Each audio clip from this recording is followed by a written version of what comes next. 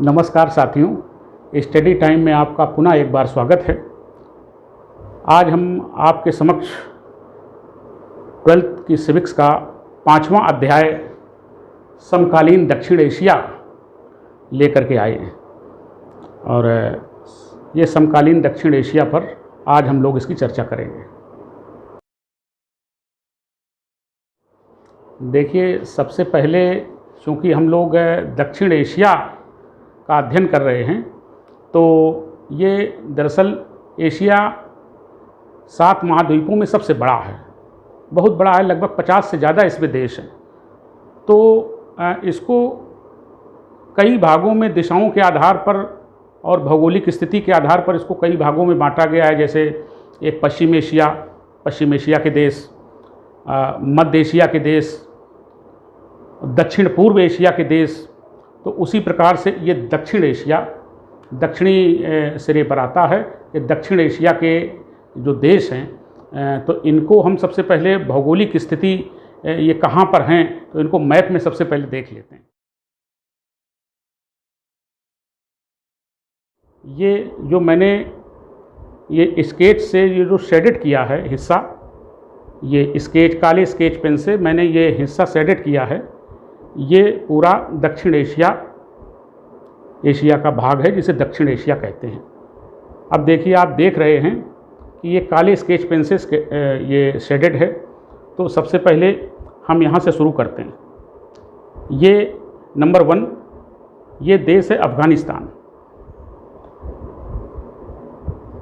ये देश है अफ़गानिस्तान और ये मध्य एशिया की सीमा में लगा हुआ देश है। मध्य एशिया की सीमा में लगा हुआ ये पहला देश है जो दक्षिण एशिया के अंतर्गत आता है, अफ़गानिस्तान। ये अफ़गानिस्तान के बाद नंबर 2 पर देखिए, ये पाकिस्तान। ये नंबर 2 पर पाकिस्तान है, हरे से, ये हरे से है और ये अफ़गानिस्तान से लगा हुआ है। अब पाकिस्तान के बाद जो है ये आता है भारत। ये भारत है, ये बादामी कलर का ये पूरा हिस्सा, ये भारत है। ये यहाँ तक भी आता है, ये भारत है, इंडिया।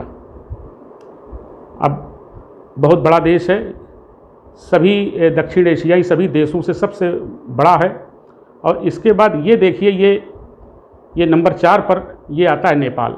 ये छोटा सा देश है, हिमालय की तराइयों में बसा हुआ देश है ये नेपाल। और नेपाल से भी ये बगल में छोटा सा देश है, ये भूटान।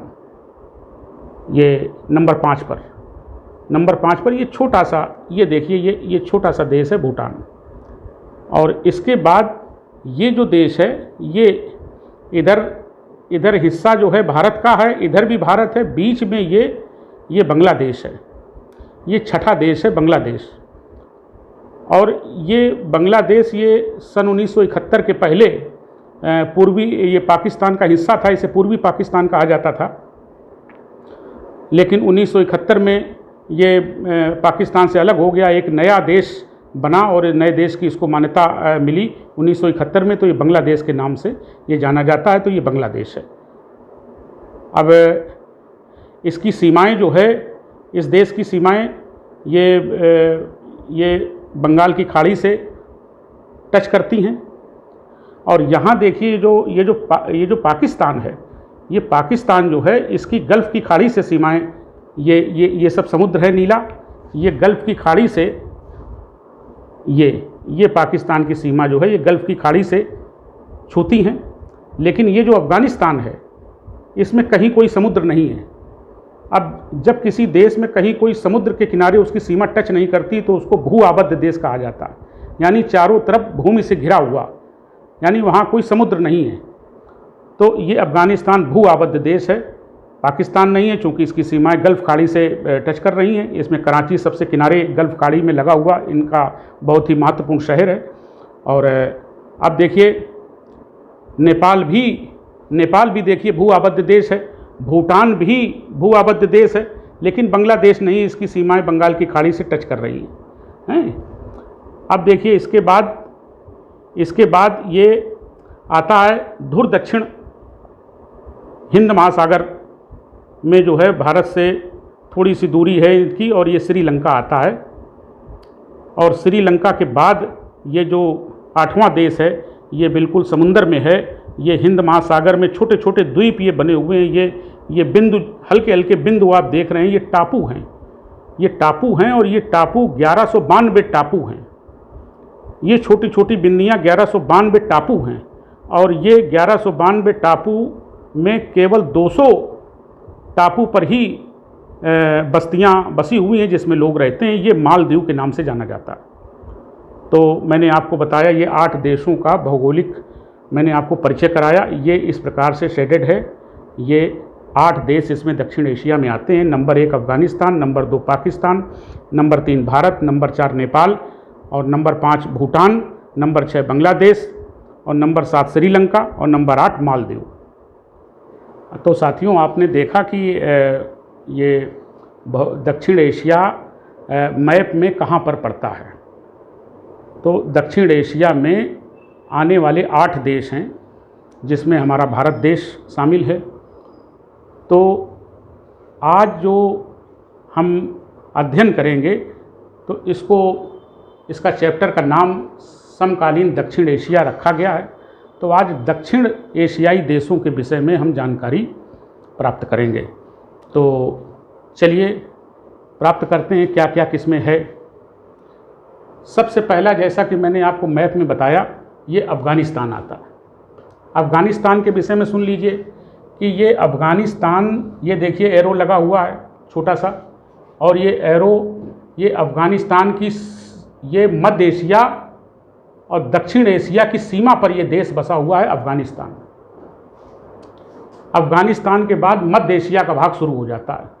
वहाँ पर जो देश वो मध्य एशियाई देश कहलाते हैं। तो ये दक्षिण एशिया के अंतर्गत आता है। तो दक्षिण एशिया और मध्य एशिया की सीमा पर है, तो दक्षिण एशिया के अंतर्गत आता है। सबसे पहला देश अफ़गानिस्तान। अफ़गानिस्तान के विषय में जानकारी, ये बहुत ही अजब गजब ये देश है और ये इसका भूसामरिक महत्व बहुत ज़्यादा है। भूसामरिक महत्व और भूसामरिक महत्व की दृष्टि से जो महाशक्तियाँ हैं उनकी नज़र में ये देश हमेशा चढ़ा रहा। ये इसका रणनीतिक, इसका युद्ध में जो ये देश बहुत काम आता है और ये हमेशा महाशक्तियों के आकर्षण का केंद्र रहा है ये अफ़गानिस्तान। अब इसकी स्थिति का जायज़ा ले लेते हैं कि इस देश में क्या क्या है। ये जनसंख्या जो है इस देश की 39 करोड़ है। धर्म यहाँ पर पूरा का पूरा इस्लाम धर्म है। पॉइंट में कुछ लोग रहते होंगे, पॉइंट में कोई उनका अस्तित्व नहीं है। पूरा का पूरा इस्लाम देश है, मुसलमान यहाँ पर रहते हैं। इसके बाद इसका क्षेत्रफल जो है वो क्षेत्रफल 6,47,000 वर्ग किलोमीटर, 6,47,000 वर्ग किलोमीटर इसका क्षेत्र है। और जैसा कि मैंने अभी मैप में आपको बताया कि भू आबद्ध देश है। भू आबद्ध देश को फिर से समझ लीजिए कि चारों तरफ भूमि से घिरा हुआ, चारों तरफ भूमि से घिरा हुआ देश भू आबद्ध देश कहा जाता है। यानी कहीं उसकी सीमाएं किसी समुंदर को, सागर को कहीं टच नहीं कर रही। तो ये अफ़गानिस्तान एक ऐसा देश है जहाँ कोई समुंदर नहीं है, भू आबद्ध देश है। और जैसा कि मैंने बताया कि ये इस पर जो महाशक्तियाँ हैं, इस पर महाशक्तियों का ये आकर्षण का केंद्र रहा है, क्योंकि ये एक ऐसा देश है कि यहाँ से मध्य एशिया पे नज़र रखी जा सकती है। स्वयं अफ़गानिस्तान में ऐसी ऐसी घाटियाँ हैं, ऐसी ऐसी दुर्गम पहाड़ियाँ हैं कि यहाँ पर जो आतंकवादी संगठन हैं वो यहाँ पर छिपते रहे, पनाह लेते रहे और उनको कोई ढूंढ नहीं पाया। तो जैसे अलकायदा का जो मुखिया था ओसामा बिन लादेन, और इसके बाद ये तालिबान के लड़ाके, तो इनको यहाँ पे कोई भी अराजक तत्व यहाँ छिप जाते हैं तो पूरी दुनिया की शक्ति इसमें लग जाती है, तो वो उसको ढूंढने में बहुत मुश्किल आती है।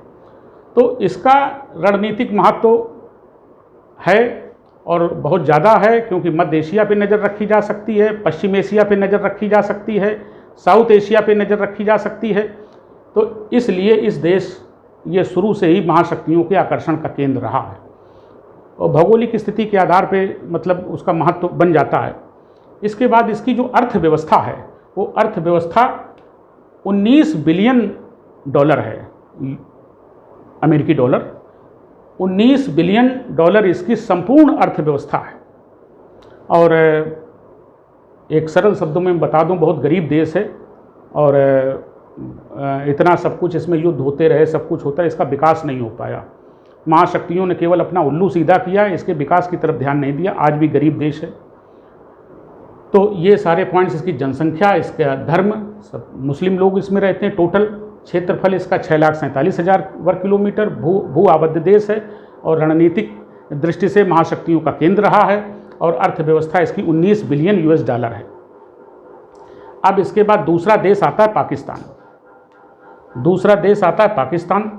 अब देखिए पाकिस्तान को, यहाँ आप देख लीजिए कि अफगानिस्तान और पाकिस्तान को जोड़ने वाली रेखा को डूरंड रेखा कहते हैं। हाँ, तो ये देखिए अफगानिस्तान और पाकिस्तान को जोड़ने वाली रेखा को डूरंड रेखा कहते हैं। अब हम दूसरा देश पाकिस्तान पर आ जाते हैं, उसी के बगल से। मैं क्रम से चल रहा हूँ, पहले अफगानिस्तान से मैंने शुरू किया। मैंने पहले भारत से ही शुरू करना उचित नहीं समझा। तो अब दूसरा देश है पाकिस्तान, जो अफगानिस्तान की सीमा से लगा हुआ है। इन दोनों देशों को जोड़ने वाली रेखा को डूरंड रेखा कहते हैं। अब पाकिस्तान की जनसंख्या 22 करोड़ है इस समय। धर्म इस्लाम है। 98% यहाँ मुस्लिम लोग रहते हैं, 98%।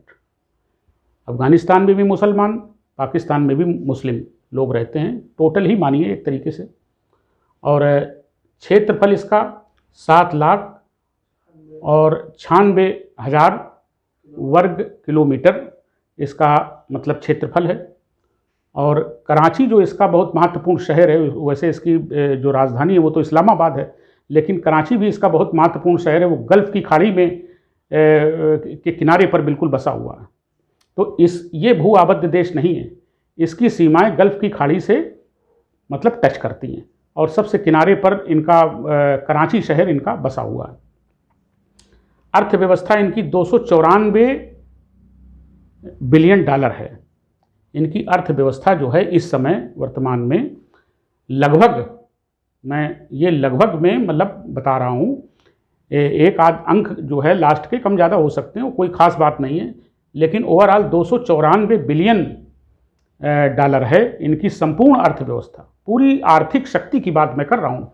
यहाँ अफगानिस्तान में भी मैंने जो बताया आपको कि 19 बिलियन डॉलर, ये इनकी संपूर्ण आर्थिक शक्ति है। संपूर्ण आर्थिक शक्ति का मतलब जो पूरी का पूरी अर्थव्यवस्था, पूरा का पूरा इनका चल अचल संपत्ति व्यापार की। इसके बाद अर्थव्यवस्था आपने जान लिया 294 बिलियन डॉलर। और दुनिया में इनका जो अर्थव्यवस्था के मामले में जो इनका स्थान है वो 42वां है। इसके बाद तीसरा देश आता है नेपाल। नेपाल की हिमालय की तराइयों में बसा हुआ देश है और ये भी भू आबद्ध देश है, वहाँ भी कोई समुंदर नहीं है और ये छोटा सा देश है। और ये एक अभी तक तो हिंदू राष्ट्र के रूप में जाना जाता रहा है, लेकिन अब जो वहाँ का नया संविधान बना है, नए संविधान में उसमें जो राजा जो राजतंत्र वहाँ चला आ रहा था उसको पूरी तरीके से समाप्त कर दिया गया है। अब ये एक गणतंत्र, वहाँ जैसे भारत एक गणतंत्र है वैसे ही गणतंत्र वहाँ पर बना दिया गया है और राजा के शासन को समाप्त करके वहाँ राष्ट्रपति राष्ट्राध्यक्ष होगा। और वहाँ अब ये एक बात और, जो पहले हिंदू राष्ट्र के नाम से इसको जानते थे, ये हिंदू राष्ट्र अब नहीं है, ये एक धर्मनिरपेक्ष राज्य बना दिया गया है। सभी धर्म के लोगों को अपने अपने ढंग से पूजा पाठ करने की स्वतंत्रता है, जैसे भारत में है। तो एक धर्मनिरपेक्ष राज्य इसको बना दिया गया है, ना कि हिंदू राष्ट्र। अब इसके बाद इसका क्षेत्रफल बहुत थोड़ा है, 1,47,000 वर्ग किलोमीटर इसका क्षेत्रफल है। और धर्म इसमें ज़्यादातर तो हिंदू ही रहते हैं और भी थोड़े बहुत कम्युनिटीज़ के लोग इसमें रहते हैं। अर्थव्यवस्था इसकी 36 बिलियन यूएस डॉलर है, 36 बिलियन डॉलर अमेरिकी डॉलर। तो ये अर्थव्यवस्था को हम इसलिए लिख देते हैं क्योंकि इसी से देश की स्थिति का पता चलता है कि आखिर देश क्या है, कितनी उसमें पावर है। तो इसलिए मैंने ये संपूर्ण अर्थव्यवस्था को इसमें लिख करके आप लोगों को ये, इससे पूरा आपके दिमाग में फिट हो जाता है कि ये देश कैसा है, किस टाइप का है। अब चौथा देश है भारत। अब देखिए, ये हमारा देश है, हम सबका देश है, अपना देश है।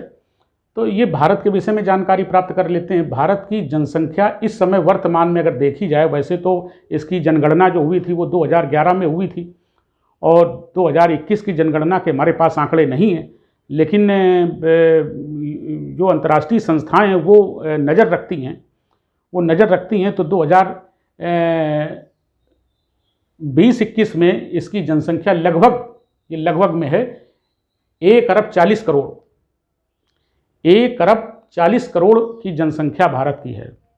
ये यहाँ ये समझ लेना कि ये जो इसके पड़ोसी देश हैं, जो अभी जिनका मैं वर्णन कर रहा हूँ, अफ़गानिस्तान है, पाकिस्तान है, नेपाल है, भूटान है, बांग्लादेश है, श्रीलंका है, मालदीव है, ये देश इसकी भारत की तुलना में क्षेत्रफल में बहुत छोटे हैं, बहुत ही छोटे देश हैं।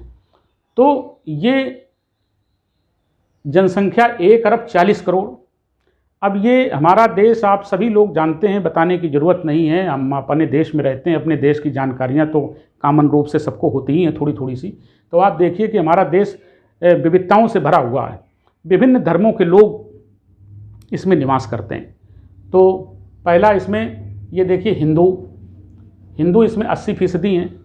हम कहने को हिंदू 80% कह देते हैं, लेकिन उसमें सभी लोग शामिल हैं, उसमें दलित कम्युनिटी के लोग भी शामिल हैं, उसमें ओबीसी के लोग शामिल हैं। तो वो जातियां हैं, वो धर्म नहीं है। तो ओवरऑल मिलाकर के धर्म जो है वो हिंदू हम लोग एक परंपरागत रूप से मान लेते हैं उसे। तो 80% तो हिंदू रहते हैं। इसके बाद ओवरऑल इंडिया में 15% लगभग मुस्लिम हैं। इसके बाद ईसाई 2.3% हैं, और सिख जो है 1.7% है। तो ये लगभग मिला करके ये थोड़ा कम ज़्यादा हो सकता है, तो ये 100% बनता है। तो ये विविधताओं से भरा हुआ देश है, और विविधताओं से भरे हुए देश होने के कारण ही हमारे भारतीय संविधान निर्माताओं ने इसको धर्मनिरपेक्ष राज्य की संज्ञा दी, और धर्मनिरपेक्ष राज्य का प्रावधान संविधान में किया है। अब इसके बाद इसका क्षेत्रफल जो है, क्षेत्रफल तो आप जानते हैं कि सबसे बड़ा देश 32.8 लाख वर्ग किलोमीटर इसका क्षेत्रफल है, इससे भी ज़्यादा। तो ये इसका क्षेत्रफल हो गया। इसकी अर्थव्यवस्था देख लीजिए कि ये मान लीजिए कि 3 ट्रिलियन यानी 30 खरब इसकी संपूर्ण आर्थिक व्यवस्था है भारत की। ट्रिलियन में है, 1 ट्रिलियन बराबर होता है 10 खरब, तो 3 ट्रिलियन बराबर 30 खरब। तो ये बहुत बड़ी अर्थव्यवस्था है, और दुनिया में इसका जो नाम है वो 5वीं सबसे बड़ी अर्थव्यवस्था के रूप में ये भारत जाना जाता है। लेकिन अफसोस की बात ये है कि दुनिया में 5वां स्थान रखने वाली अर्थव्यवस्था भारत में बेरोजगारी की दर बहुत ज़्यादा है, और गरीबी भी बहुत ज़्यादा है। खैर, ये सबसे बड़ा देश है, आप जानते हैं। इसके बाद इसके पूर्वी हिस्से में बंगाल की खाड़ी है, इसके धुर दक्षिणी हिस्से में हिंद महासागर है, और इसके पश्चिमी हिस्से में जिधर मुंबई बसा हुआ है उधर अरब सागर है। तो ये तीनों तरफ से समुद्रों से घिरा हुआ है, और तीनों तरफ से समुद्रों से घिरे होने के कारण हमारी एक काफ़ी बड़ी नौसेना है, और नौसेना पर हमको काफ़ी खर्च करना पड़ता। तो ये भी एक पॉइंट है। तो थल सेना तो है ही, लेकिन नौसेना चूँकि तीनों तरफ ये समुद्रों से घिरा हुआ है, तो नौसेना का महत्व ज़्यादा बढ़ जाता है। अब ये भारत की सिचुएशन हो गई।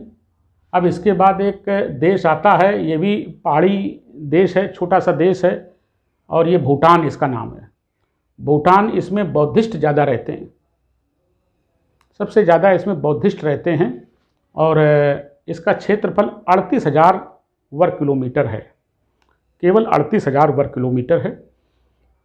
ये भी, यहाँ भी कोई समुंदर नहीं है, कोई सागर नहीं है, ये भी भू आबद्ध देश है, भूमि से घिरा हुआ है। इसके बाद इसकी जनसंख्या केवल 7,63,000 है, 7,63,000 समथिंग है 2019 के आंकड़े के अनुसार। अर्थव्यवस्था और बहुत छोटी सी अर्थव्यवस्था है, और ये $2.8 बिलियन $2.8 बिलियन इसकी अर्थव्यवस्था है। इसके बाद अगला छठा देश आता है बांग्लादेश। अब बांग्लादेश की बारी आती है। बांग्लादेश को आप जानते हैं कि ये पहले पूर्वी पाकिस्तान के नाम से जाना जाता था। इसके बाद यहाँ पर पाकिस्तान को यहाँ पर शासन करने के लिए भारत को लांघ करके आना पड़ता था। भारत से कश्मीर को लेकर के उसके संबंध शुरू से अच्छे नहीं रहे, तो कहीं ना कहीं भारत की भी संप्रभुता का अतिक्रमण होता था। ऐसी सिचुएशन में और यहाँ पर पाकिस्तान सही ढंग से शासन नहीं कर पा रहा था, यहाँ के लोगों का शोषण और दमन हो रहा था, तो यहाँ एक मुक्ति आंदोलन शेख मुजीबुर रहमान के द्वारा चलाया गया। तो उससे इस देश को आज़ादी मिली। कहीं ना कहीं भारत ने भी उसका समर्थन किया कि एक नए देश के रूप में होना भी चाहिए, क्योंकि ऐसे शासन हो नहीं सकता है कि इतना हज़ारों किलोमीटर की दूरी पे भारत बीच में है और पश्चिमी पाकिस्तान से लोग शासन करने के लिए पूर्वी पाकिस्तान में आते हैं, तो ये कैसे चलेगा हज़ारों किलोमीटर की दूरी तय करके, तो होना भी चाहिए था। तो शेख मुजीबुर रहमान के नेतृत्व में मुक्ति आंदोलन संग्राम चलाया गया और ये भारत ने भी इसको नए देश की मान्यता दी। 1971 में ये एक नए देश के रूप में इसका जन्म हुआ और जिसका नाम है बांग्लादेश। आप ज़रा बांग्लादेश को देख लेते हैं। बहुत छोटा सा ये भी देश है। क्षेत्रफल इसका 1,48,460 वर्ग किलोमीटर है। 1971 में ये बना। इसके बाद जनसंख्या इसकी 16 करोड़ के आसपास है 2019 के आंकड़े के अनुसार। अर्थव्यवस्था देखिए, अर्थव्यवस्था बहुत अच्छी है, $365 बिलियन है। अभी हम इसके विषय में आपको बताएंगे ये क्यों। तो अर्थव्यवस्था $365 बिलियन है। अब सातवां है श्रीलंका। श्रीलंका को आप देखिए कि इसकी जनसंख्या 2 करोड़ 18 लाख है 2019 के आंकड़े के अनुसार और अर्थव्यवस्था इसकी $84 बिलियन है। संपूर्ण अर्थव्यवस्था $84 बिलियन है। और इसके बाद मालदीव, जो ये समुंदर में ही बसा हुआ द्वीप है। मेन ये मालदीव के विषय में थोड़ा सा समझ लीजिए कि ये समुंदर में छोटे छोटे द्वीप हैं। 1192, मैंने अभी मैप में आपको बताया था, 1192 द्वीप हैं। 1192 द्वीपों में केवल 200 द्वीप ऐसे हैं जिसमें आबादी है, जिसमें मानव बस्तियां हैं, लोग रहते हैं। वही ये छोटे छोटे द्वीपों को मिलाकर के कोरल द्वीप हैं। तो ये मालदीव देश बना। बहुत छोटा सा देश है और इसका एक आश्चर्यजनक आपको जानकारी दे दें मालदीव के विषय में कि ये समुद्र तल से, समुद्र एक तरीके समुद्र में ही ये बसा हुआ है। समुद्र तल से मात्र 1.5 मीटर की ऊंचाई पर, मात्र 1.5 मीटर की ऊंचाई पर ये देश बसा हुआ है, लोग इसमें रहते हैं। अब बताइए कि कितना समुद्र के निकट हैं।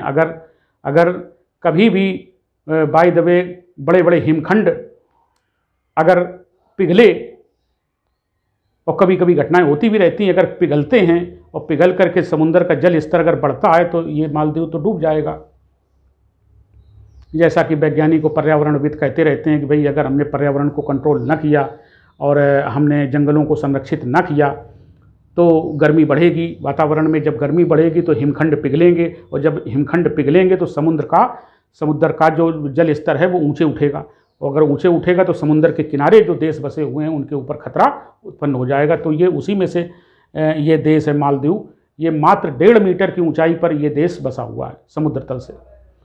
तो अब ये बांग्लादेश के विषय में मैंने अभी आपको बताया कि ये $365 बिलियन और इधर पाकिस्तान को आप देख लीजिए कि $294 बिलियन। तो पाकिस्तान की आबादी जिसने इसके ऊपर शासन किया है वो $294 बिलियन है। ये $365 बिलियन जहाँ घोर गरीबी है, सब कुछ है, अचानक ये ग्रोथ कर लिया गया।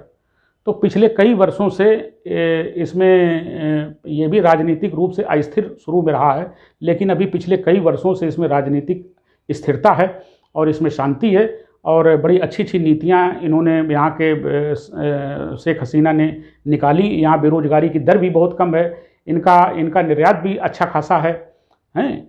तो ये इन्होंने ग्रोथ बहुत की है, ये तेज़ी से इनका विकास हुआ है। इस चीज़ को विश्व बैंक और IMF ने भी स्वीकार किया है कि ये तेज़ी से अर्थव्यवस्था पाकिस्तान को पीछे छोड़ दिया। पाकिस्तान को पीछे छोड़ करके इसकी अर्थव्यवस्था देखिए $365 बिलियन है, और ये पाकिस्तान की अर्थव्यवस्था $294 बिलियन है। कितना गजब का ग्रोथ है।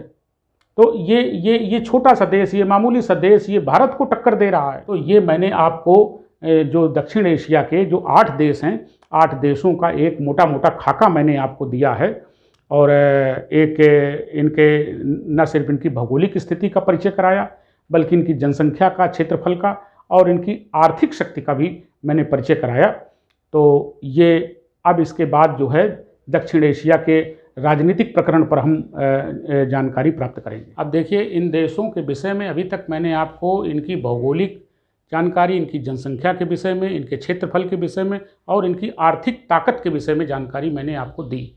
अब हम ये दक्षिण एशियाई जो देश हैं, तो इनकी राजनीतिक रूप से इनकी शासन में कितनी पकड़ है, कितने स्थिर हैं, कितने अस्थिर हैं, इस पर हम थोड़ी चर्चा कर लेते हैं। तो देखिए, सबसे पहले अफ़गानिस्तान है।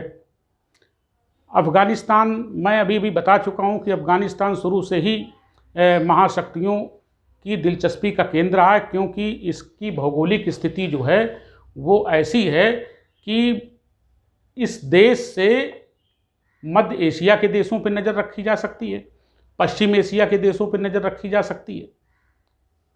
ये एक ऐसा देश है, दुर्गम पहाड़ियों से घिरा हुआ है और यहाँ पर युद्ध महाशक्तियाँ लड़ती रही हैं।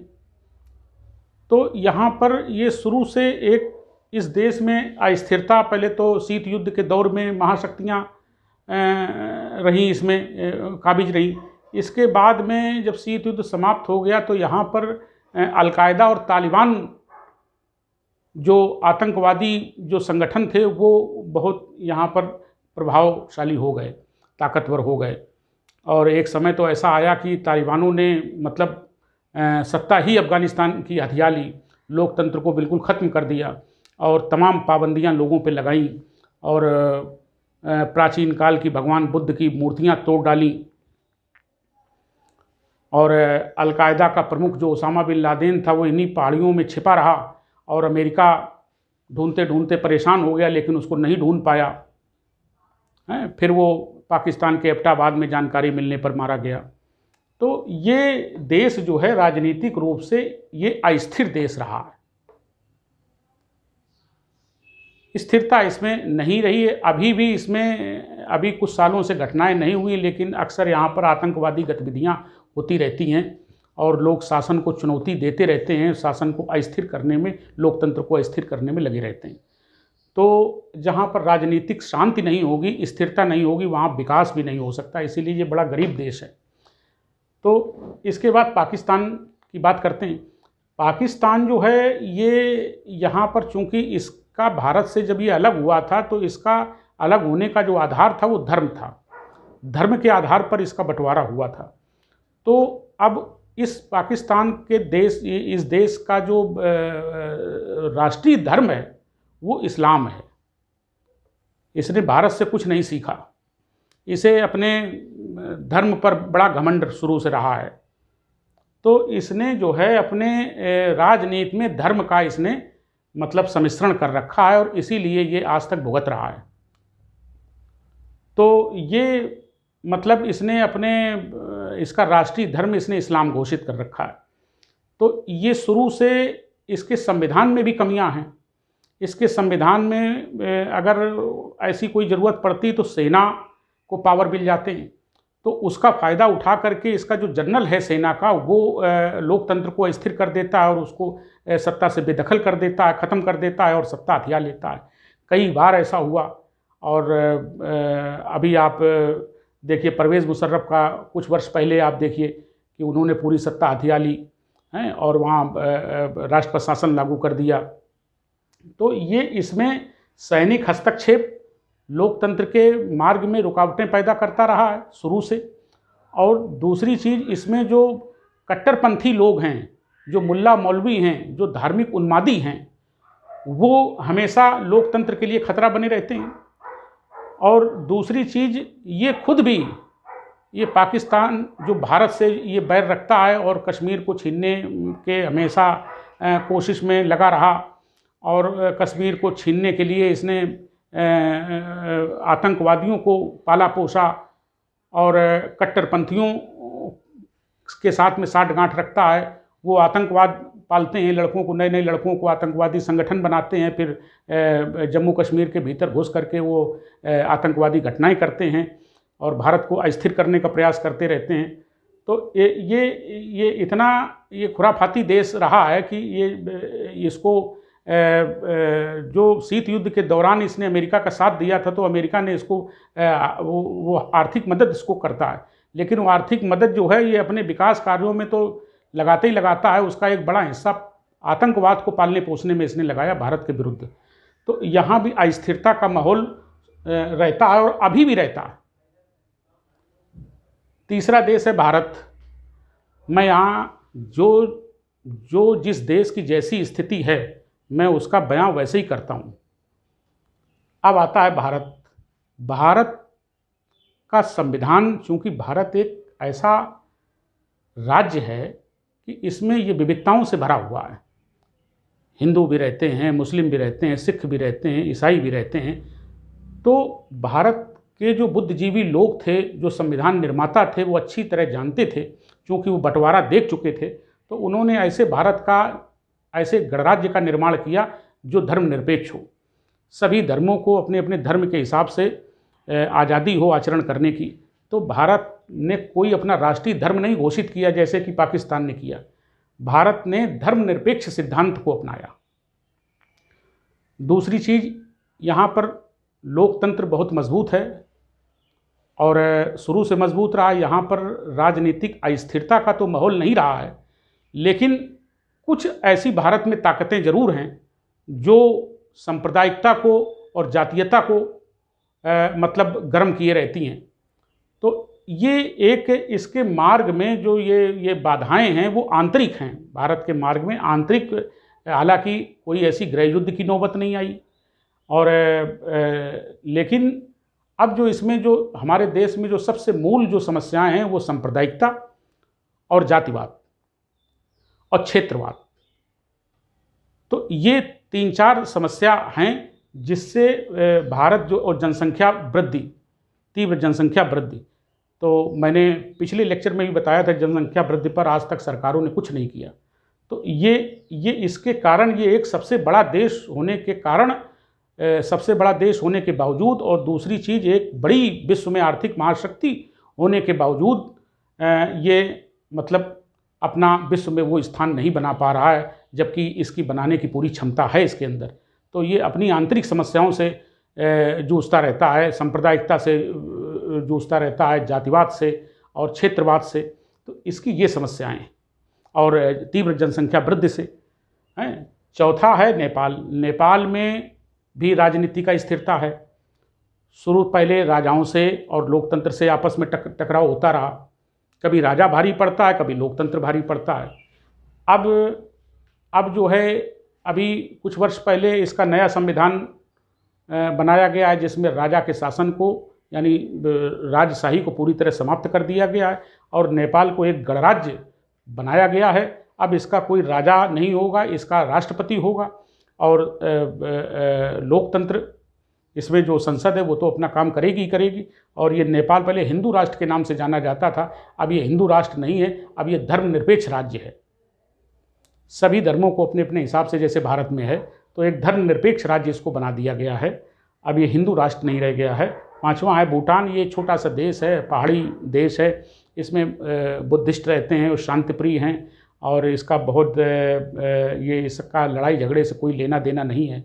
बहुत कम आबादी है और यहाँ पर शांति रहती है। यहाँ राजा का शासन है और राजा का शासन भी वो बड़े उदार प्रवृत्ति के हैं। तो इसलिए इसके विषय में कोई टीका टिप्पणी करना कुछ है ही नहीं टीका टिप्पणी करने के लिए। और पांचवा, ये छठा जो है, ये छठा बांग्लादेश है। आप जानते हैं अच्छी तरीके से कि बांग्लादेश जो है वो 1971 में नया देश बना और यहाँ भी राजनीतिक अस्थिरता का माहौल कई वर्षों तक चला। और लेकिन अभी कुछ वर्षों से ये देश बहुत अच्छी ग्रोथ कर रहा है और भारत से भी ज़्यादा ग्रोथ इसने की है अभी इन वर्षों में। तो ये बांग्लादेश इस समय बहुत अच्छी पोजीशन में चल रहा है, आर्थिक स्थिति इसकी बहुत अच्छी मजबूत हो रही है, बेरोजगारी की दर भी बहुत यहाँ सीमित है, भारत की तुलना में तो बहुत ही सीमित है, और भारत में तो बहुत ज़्यादा बेरोजगारी की दर है। और सातवां जो है वो श्रीलंका है।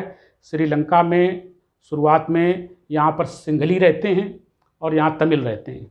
सिंघलियों की आबादी मतलब लगभग 80% है, और तमिल लोग वहाँ यहाँ से भारत से तमिल जाके वहाँ बस गए थे जा कर के पूर्वी हिस्से में श्रीलंका के, लेकिन उनको कुछ अधिकार वगैरह नहीं ज़्यादा दिए गए। तो उसका एक नेता जो है 50 के दशक में प्रभाकरन, उसने लिट्टे संगठन का निर्माण किया, और वो हिंसावादी संगठन था।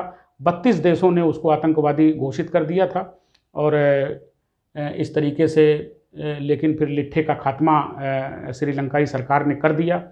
तो तब से यहाँ पे शांति है। तो ये भी देश बहुत तेज़ी से तरक्की कर रहा है, बहुत तेज़ी से आगे बढ़ रहा है, इसकी ग्रोथ बहुत ज़्यादा है। और 8वां है मालदीव।